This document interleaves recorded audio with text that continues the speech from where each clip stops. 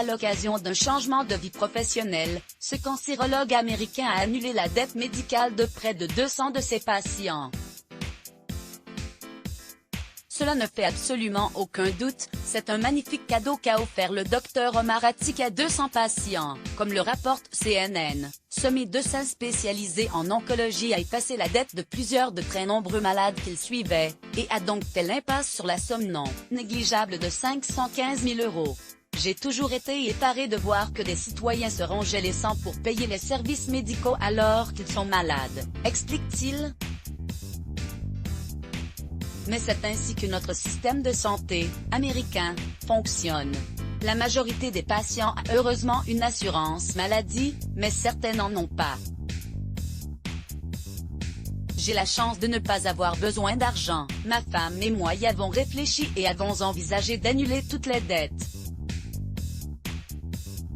Nous pouvions le faire, alors nous l'avons fait, confie-t-il simplement avec un doux sourire. Le cancérologue, qui a créé sa clinique en 1991, souligne avoir longtemps ignoré la situation financière de ses patients, préférant se concentrer sur la dimension médicale de sa mission.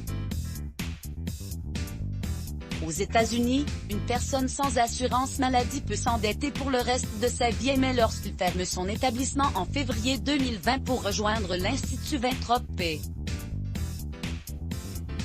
Rockefeller de lutte contre le cancer, il se rend compte de la charge financière considérable que les factures de santé font peser sur certains patients. Dans de nombreux pays, les frais médicaux liés au cancer atteignent très rapidement des montants colossaux.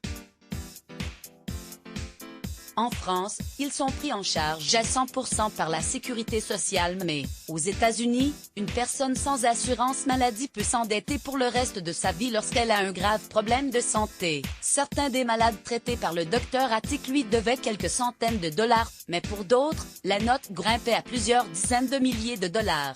Si cela leur a apporté un peu d'aide, ça m'a fait plaisir d'y avoir contribué. C'est ainsi qu'à l'occasion des fêtes de Noël, le bienfaiteur leur a envoyé une carte. Après les avoir remerciés d'avoir eu confiance en lui pour leur traitement, il leur a annoncé la bonne nouvelle. L'important, c'est leur santé. J'espère et je prie pour qu'ils guérissent du cancer et qu'ils restent bien suivis médicalement pour vivre longtemps et heureux auprès de ceux qu'ils aiment, raconte ce père de 4 enfants. Si cela leur a apporté un peu d'aide, ça m'a fait plaisir d'y avoir contribué, conclut-il avec modestie.